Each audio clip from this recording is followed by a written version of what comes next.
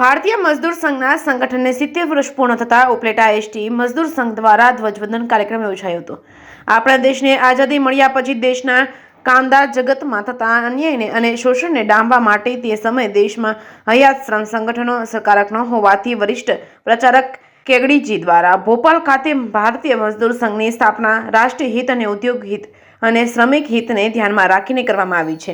આજે દેશમાં જુદા જુદા ઉદ્યોગો અને આયામોમાં કામ કરતા 2 કરોડથી વધારે શ્રમિકોની સભ્ય સંખ્યા સાથે ભારતીય મજદૂર સંઘ ભારતનું પ્રથમ ક્રમાંકનું રાષ્ટ્રવાદી શ્રમ સંગઠન છે। જે સંગઠન બિન રાજકીય રીતે ચાલતું શ્રમિકોનું છે, શ્રમિકો દ્વારા અને શ્રમિકો માટે ચાલતું દેશનું એકમાત્ર શ્રમ સંગઠન છે। એસટી મજદૂર સંઘ દ્વારા ધ્વજવંદન કાર્યક્રમ યોજવામાં આવ્યો હતો। મોટી સંખ્યામાં લોકો ઉપસ્થિત રહ્યા હતા। જે કેસરી ગુજરાતી સાથે અર્શી આહિર, ઉપલેટા। ચંદુભાઈ બિંબા, એસટી ભારતીય મજદૂર સંઘ પ્રદેશ ઉપાધ્યક્ષની જવાબદારી।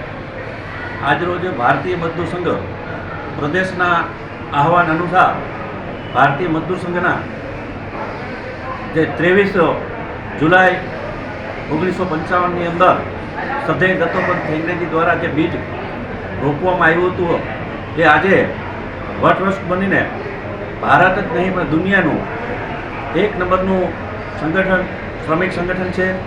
તેમના 70 વર્ષના પ્રવેશ અંતર્ગત પ્રદેશમાંથી જે કાર્યક્રમ આપવામાં આવ્યો છે તે અંતર્ગત ચલો ગાંવ કી ઓર દરેક ગામની અંદર જઈ સંગઠિત તેમજ અસંગઠિત કામદારોને જોડવા અને ભારતીય મજદૂર સંઘની વિચારધારાથી તેમને અવગત કરવા આ માટેનો કાર્યક્રમ છે।